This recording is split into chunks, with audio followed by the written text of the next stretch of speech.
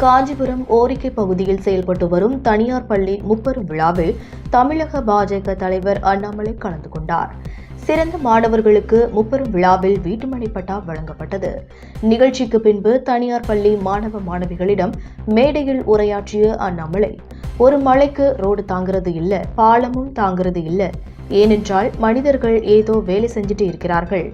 நேர்மையான, நாணயமான, கோடிக்கணக்கான அரசு அதிகாரிகள் நமக்கு தேவைப்படுகிறார்கள். அரசியலில் நாணயம் குறைந்து கொண்டு இருக்கிறது. மக்கள் அரசியல் மீது நம்பிக்கை இழந்து கொண்டு இருக்கிறார்கள். நல்ல அரசியல்வாதிகள் தற்பொழுது நாட்டுக்கு தேவைப்படுகிறது என மாணவ மாணவிகளிடம் அண்ணாமலை பேசியுள்ளார். ஒரு மலைக்கே ரோடு தாங்கிறதில்ல, ஒரு மலைக்கே பாலம் தாங்கிறதில்ல. ஏன்?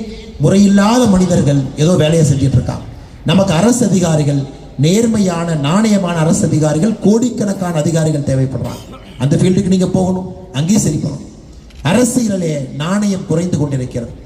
மக்கள் அரசியல் மீது நம்பிக்கை இழந்து கொண்டிருக்கின்றார்கள்.